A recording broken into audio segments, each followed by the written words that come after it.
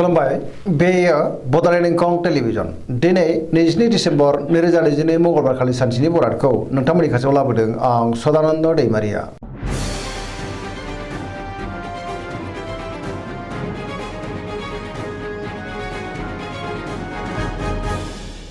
सिगां फरायनो लादों मेष राशि गिबि हांखो अ ल दिनैनि साना जोबोर मोजां बहाबा दावबायनो एबा हान्थिनो खाबु मोनगोन आरो मोजाङैनो हान्थिनोबो हागोन।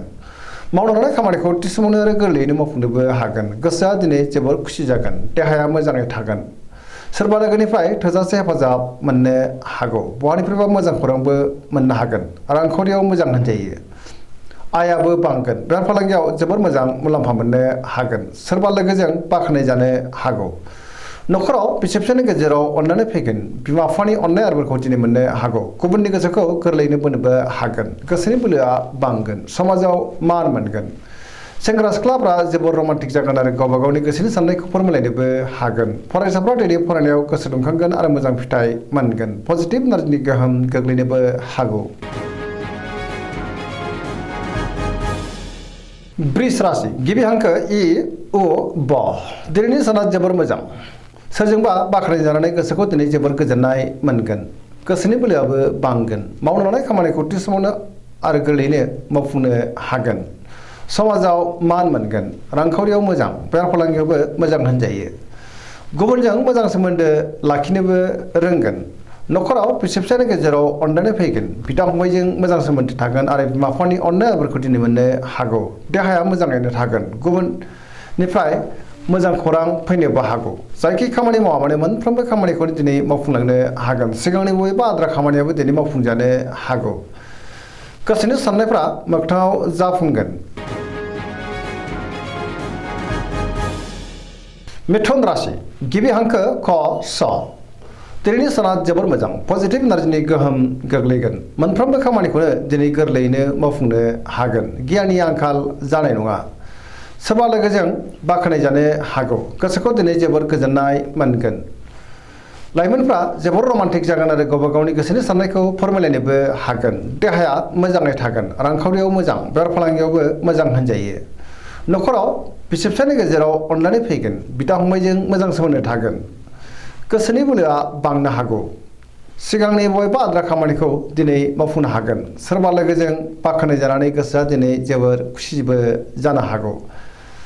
सोरजोंबा अनजासे गारगोन।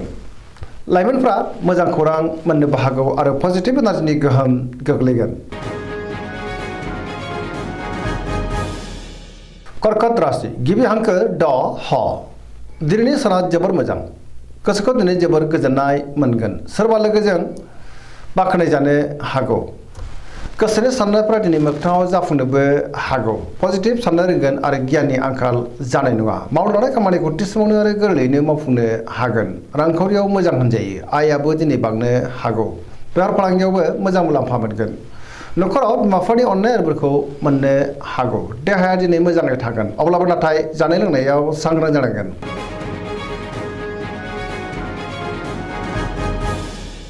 सिंह राशि गिबि हांखो म ट दिनैनि साना जोबोर मोजां।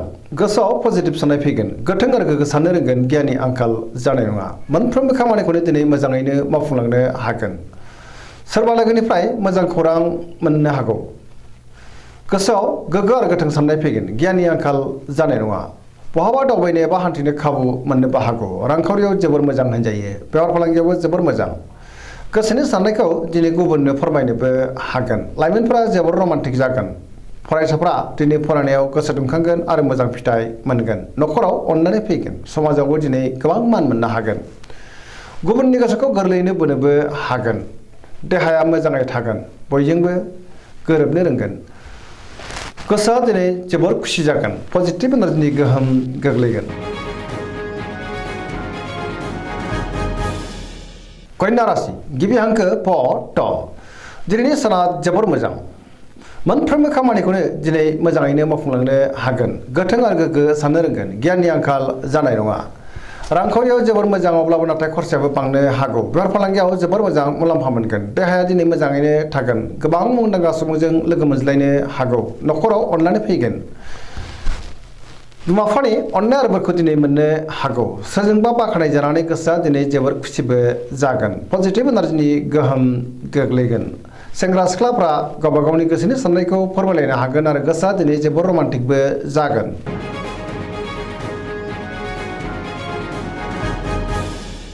तुला राशि गिबि हांखो र ट दिनैनि साना जोबोर मोजां गोबां रोखोमनि मोजां खाबु फैनोबो हागौ गोग्गो आरो गोथों साननो रोंगोन गियाननि आंखाल जानाय नङा सोरजोंबा बाख्नाय जानो हागौ मावनो हानाय खामानिखौ थि समावनो आरो गोरलैयैनो मावफुंनोबो हागोन देहाया दिनै मोजाङैनो थागोन रांखावरियाव जोबोर मोजां बेफार फालांगियावबो जोबोर मोजां होनजायो गुबुनजों मोजां सोमोन्दो लाखिनोबो रोंगोन लाइमोनफोरनि गोसोआ दिनै जोबोर रमान्टिक जागोन आरो गावबा गावनि गोसोनि साननायखौ फोरमायलायनोबो हागोन रांखावरियाव मोजां बेफार फालांगियावबो जोबोर मोजां मुलाम्फा मोनगोन गुबुनजों मोजां सोमोन्दो लाखिनो हागोन गोदान खामानियाव दिनै आखाइ होजेननोबो हागोन पजिटिभ एनार्जिनि गोहोम गोग्लैनोबो हागौ बहाबा दावबायनो एबा हान्थिनो खाबु मोनगोन आरो मोजाङैनो हान्थिनोबो हागोन।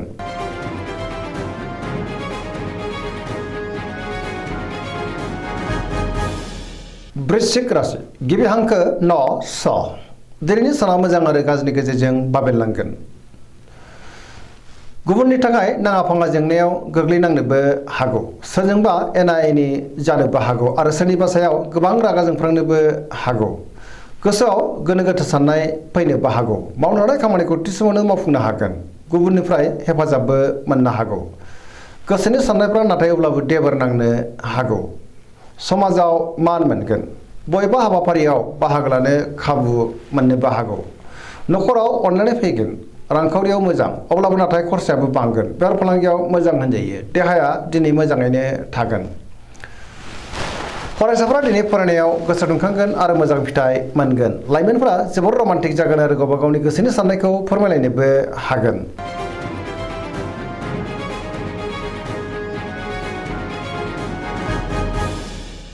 धनु राशि गिबि हांखो ढ फ भ दिनैनि साना बारा मोजां नङा गोसोआव गोनो गोथो साननाय फैगोन मावनो हानाय खामानिखौ थि समावनो मावफुंनो गोब्राब जागोन माबा नङा माबा मोनसे गोरोन्थि मावफ्लांनो हागौ सोरजोंबा रायखोमा जानोबो हागौ सोरनिबा गाज्रि नोजोर गोग्लैनोबो हागौ सांग्रां जानाया गाहाम रांखावरियाव मोजां बेफार फालांगियावबो दिनै जोबोर मोजां मुलाम्फा मोननो हागोन आयाबो दिनै बांनोबो हागौ बहाबा दावबायनो एबा हान्थिनो खाबु मोनगोन अब्लाबो नाथाय लामा सामायाव सांग्रां जानाया गाहाम देहाया दिनै मोजाङैनो थागोन न'खराव अनलायनाय फैगोन बिदा फंबायनिफ्राय थोजासे हेफाजाब मोननो हागौ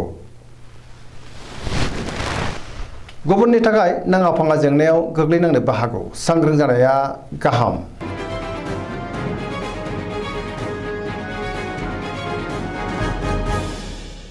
मकर राशि गिबि हांखो ख ज दिनैनि साना जोबोर मोजां गोसोखौ दिनै जोबोर गोजोननाय मोनगोन मावनो हानाय खामानिखौ थि समावनो आरो गोरलैयैनो मावफुंनो हानानै गोसोआ जोबोर खुसि जागोन रांखावरियाव मोजां बेफार फालांगियावबो मोजां होनजायो अब्लाबो नाथाय खरसायाबो बांनो हागौ गोबां मुंदांखा सुबुंजों दिनै लोगो मोनज्लायनो हागौ गुबुनजों मोजां सोमोन्दो लाखिनोबो रोंगोन मोनफ्रोमबो खामानिखौ मावफुंनायाव माबा नङा माबा मोनसे हेंथाबो फैनो हागौ सांग्रां जानाया गाहाम गोदान खामानिखौ आखाइ होजेननो हागोन न'खराव बिदा फंबायनि गेजेराव अननानै फैगोन गुबुननिफ्राय मोजां खौरां मोननोबो हागौ सेंग्रा सिख्लाफ्रा जोबोर रमान्टिक जागोन आरो गावबा गावनि गोसोनि साननायखौ फोरमायलायनोबो हागोन फरायसाफ्रा दिनै फरायनायाव गोसो दुंखांगोन आरो मोजां फिथाइ मोननोबो हागोन।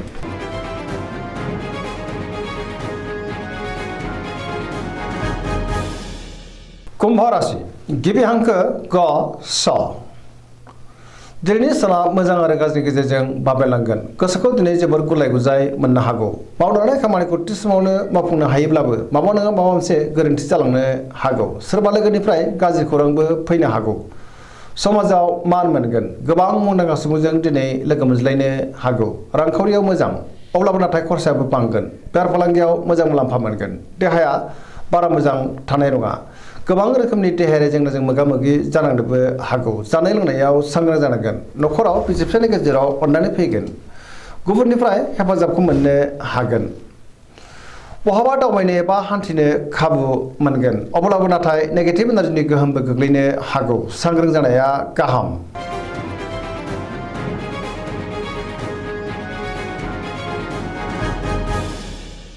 मीन राशि गिबि हांखो ड स दिनैनि साना जोबोर मोजां गुबुननि थाखाय गोबां मोजां खामानि मावनानै होनोबो हागोन गोसोआव दिनै गोग्गो आरो गोथों साननाय फैगोन गियाननि आंखाल जानाय नङा पजिटिभ साननो रोंगोन गोसोनि बोलोआ बांगोन गावनि गोसोनि साननायखौ दिनै गुबुननो फोरमायनोबो हागोन देहाया मोजाङै थागोन रांखावरियाव मोजां बेफार फालांगियावबो मोजां होनजायो न'खराव बिसि फिसायनि गेजेराव अनलायनाय फैगोन सोरजोंबा बाख्नाय जानो हागौ लाइमोनफोरनि गोसोआ दिनै जोबोर रमान्टिक जागोन आरो गावबा गावनि गोसोनि साननायखौ फोरमायलायनोबो हागोन गुबुननि थाखाय गोबां मोजां खामानि मावनानै होनोबो हागोन फरायसाफोरा दिनै फरायनायाव गोसो दुंखांगोन आरो मोजां फिथाइ मोनगोन सरासनस्रायै दिनै साना जोबोर मोजां आरो मोजाङैनो बारग'लांगोन दिनैनि राशि फरायनाया एसेनोसै जोबनायाव बेखौनो खावलायो जाहाथे नोंथाङा सानफ्रामबो जोंनि बे बड'लेण्ड इंखं टेलिभिजनखौ नायबाय थायो आरो साबस्क्राइब खालामो लोगोसे लाइक खालामो आरो शेयार खालामो एसेनोसै गोजोन्थों।